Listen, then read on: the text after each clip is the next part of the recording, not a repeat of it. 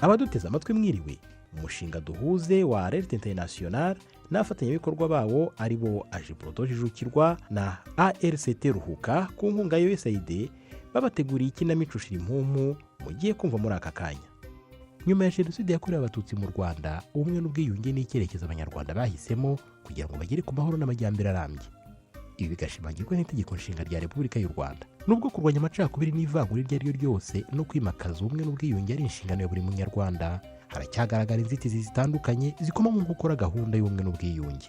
Mu rwego rwo gutanga umusanzu wawo mu bumwe n'ubwiyunge bw'abanyarwanda, umuryango Radio International ubinyujije mu mushinga duhuze ugamije kwimakaza umuco w'amahoro, ubumwe n'ubwiyunge mu banyarwanda cyane cyane mu rubyiruko, wabateguriye ikinamico Shirimpumu. Muri iyi kinamico muriyumvira urugendo rw'ubumwe n'ubwiyunge rw'abatuye imisozi ya Bweramahoro n'Inyamitavu nuko bakomeza kugenda bakemura imbogamizi bahura nazo mu buzima bwabo bwa buri munsi. Duherukana mu gice cya 54 cy'ikinamico Shirimpumu, aho umujyanama afatanyije n'inzego z'ubuyobozi bashakaga gutangiza gahunda y'ibiganiro by'isanamitima. Ese ayo biganiro byayitabiriwe? Reka mbareke mukurikire igice cya 55 cy'ikinamico Shirimpumu.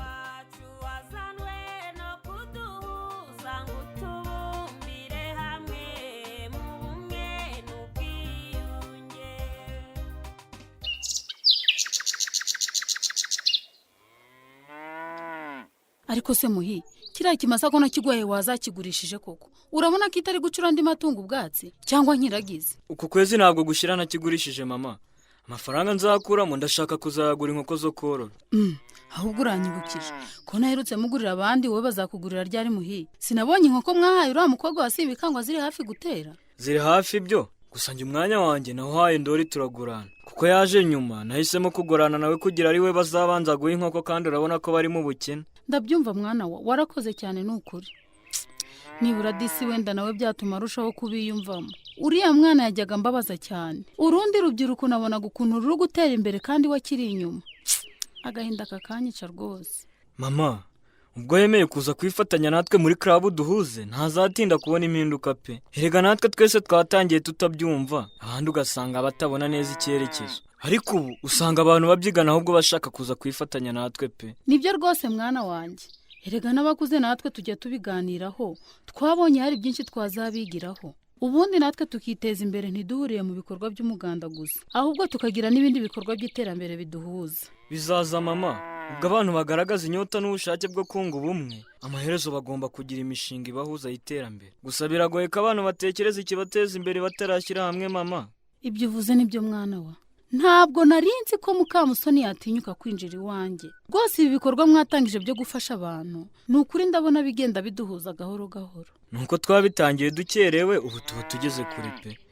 Ahubwo se ntaribagirwa mama, mujyanama yambwiye ko hari inama izaba ku cyumweru gitaha, ikazahuza abaturage n'urubyiruko rugize club duhuze. Cyo ngaho, iyo nama sigamije iki muhi? Ni inama nyungurana bitekerezo yo kurebera hamwe intambwe tumaze gutera mu bikorwa by'ubumwe n'ubwiyunge, ndetse no kurebera hamwe ko twakomeza gusigasira ibyo tumaze kugeraho. Aho, iyo nama rwose tuzayitabira, urumva ko tutaburamo. Ahubwo si cyo nibaza, buriya abantu bazayitabira ra? Ko nabonye iyo bigeze kubiganira abantu bose baruca bakarumira. Ni ikigaragaza ko abantu batarabohoka mama, kandi ibyo nibyo dushaka ko bihinduka. Abantu bakabohoka, bakaganira, bakibukiranya amateka mabi banyuzemo, bityo bikazadufasha gusabana imbabazi no kwiyunga. Aha, yewe nzaba ndeba muhi, nge ndabona hakiri kare, urugendo ruracyari rurerure. Kubera iki nta cyizere ufite mama? Mwana wanjye rero buri aka gace dutuyemo kahuye n'ibibazo byinshi. Amambere kimwe n'ahandi hose mu gihugu aha dutuye habaye genocide yakorewe abatutsi, idusigira ibikomere n'ingaruka ziremereye. Nuko mu gihe abantu bakigundagurana nabyo, haba hajemo n'intambara y'abacengezi, yewe nayo yasigiye abantu ibikomere muhungu wa. Mama, njya mbyumva ariko bimwe ntabwo mbisobanukirwa pe. Ntekereza ko bamwe mu rubyiruko tubana muri club duhuze abenshi babyumva ariko batabizi neza, cyangwa ugasanga hari abafite amakuru atari yo bakuye ku bantu batandukanye bakayabaha nabi, ndetse hari n'izindi nyungu bagamije. Uko niko kuri mwana wa. Hakeneye ko abantu twajya tuganira ku mateka twanyuzemo kugira ngo twibukiranye ibyabaye, n'ababigizemo uruhare basaba imbabazi. Wa mugani wawe ndumva urugendo rukiri rurerure mama. Cyane rwose. Hari bimwe twe tubona nk'urubyiruko ntitubashe kubyumva neza kubera ko haba hakiri amateka tutazi neza. nibyo rwose. Ahubwo rero nimutegura ibyo biganiro mujye mushaka abantu bazi kubiha umurongo neza kugira ngo musobanurirwe neza ukuri kw'ayo mateka mutazi. Niko bigomba kugenda mama. Uswa narinzi ko ushaje ndakwemeye pe.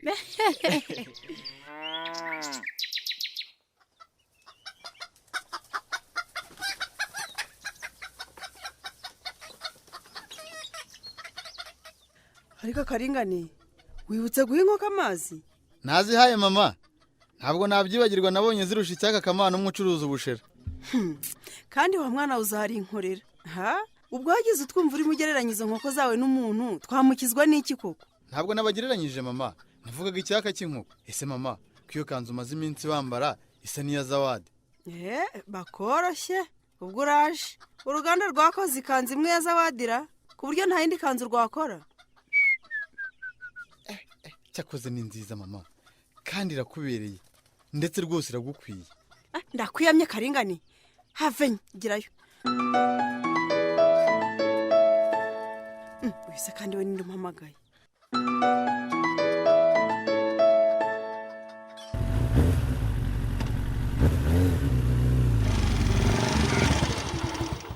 Ndumva telefone iciyemo. Reka mbe mparitse moto hano mvugisha w'amahoro. Rwose ngiye kumuhakanira pe. Mukuri inzira ku murimo. Ntabwo yantwerera inda ngo mbyemere. Ntajya kunteranya n'umugore wanjye Margarita da. Ariko se ubundi wa mugani. Ntabwirwa n'iki kuri yanda hari umugabo we yimuteye. Wasanga ari amayeri yize kugira ngo yengerekeho. Ntabwo ngiye guseba da. Ahubwo mbishoboye natangira no kumucikaho mu maguru mashya. Naho ubundi wa mugani wa Zawadi. Amaherezo byarangirira iranda ari nge bayigeretseho.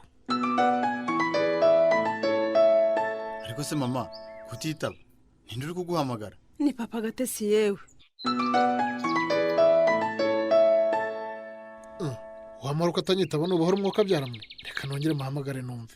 Itaba ariko mama, cyangwa umume mwiyitabire dore n'ubundi nkumbuye ibiparu bye. Uzi guhinda kubi. Reka mwitabe. Halo? Simbika, amakuru yawe. Ni meza amaho. Niko ye? Mva, ndi kumwe na Karinganire nawe ngo ashaka kugusuhuza ye. Mume namusuhuza rwose naramubuza ntago muheruka. Uraho ushaka Karinganire? Uraho papa Gate?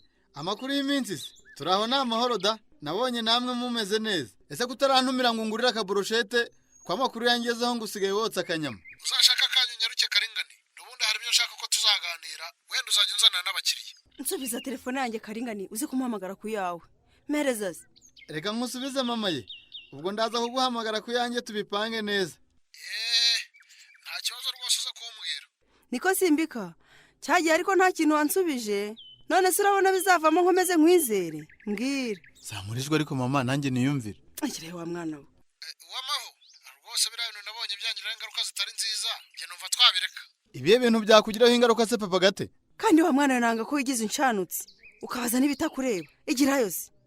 Karingani, ni inama mama we yari yangiriye. Nzajya notsa n'akabenzi abakiriya bagakunda. Ariko rwose naritegereje nsanga hari abakiriya batajya bakambaza mpitamo kubyihorera.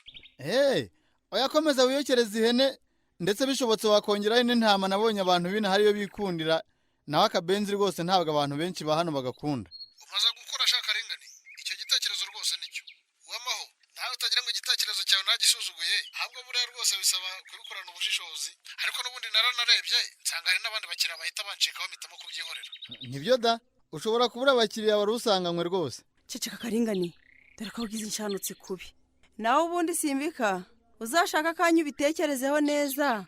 Nusanga bishoboka kuzambwira. Nkwereke ko tuzabigenza.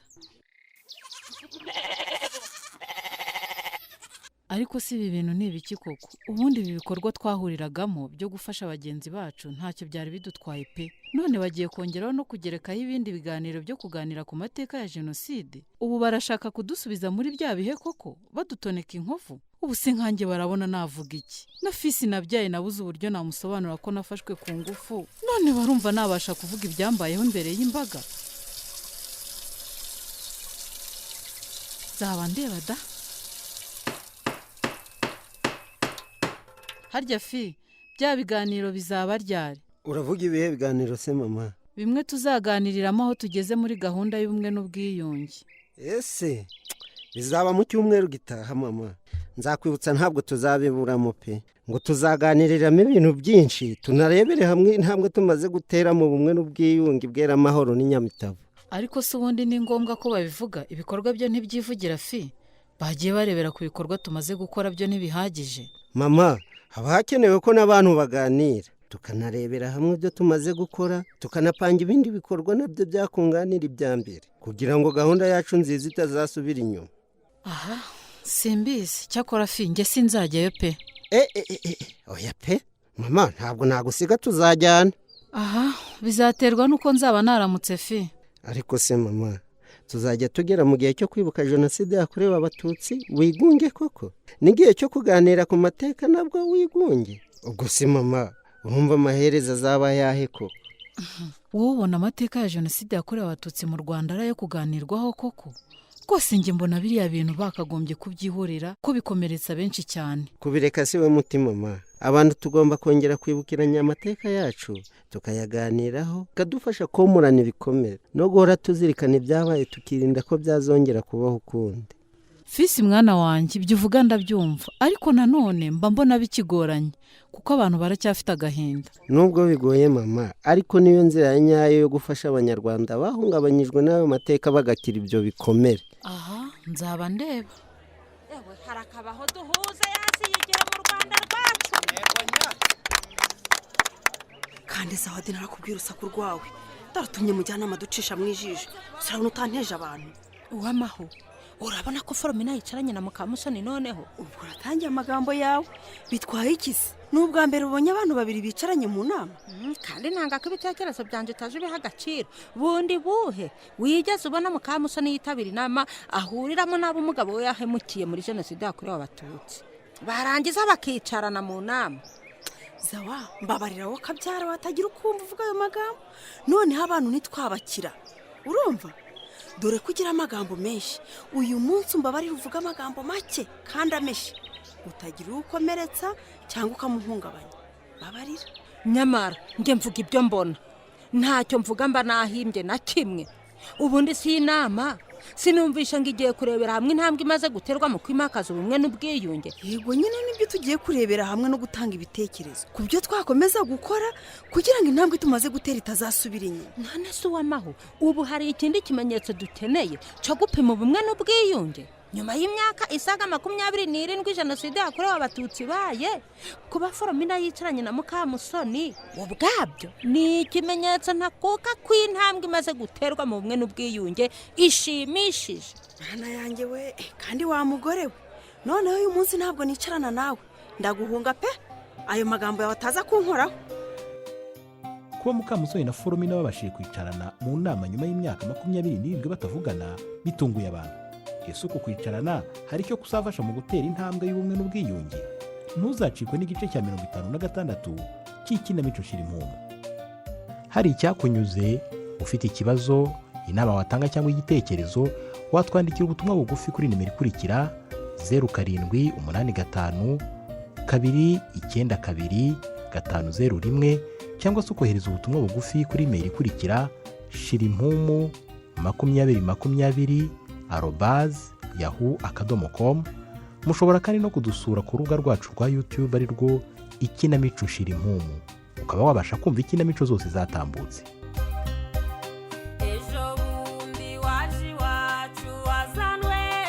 Ikinamico Shirimpumu itambuka kuri Radio Rwanda buri wa kane saa 12:45 mbere y'amakuru y'Ikinyarwanda.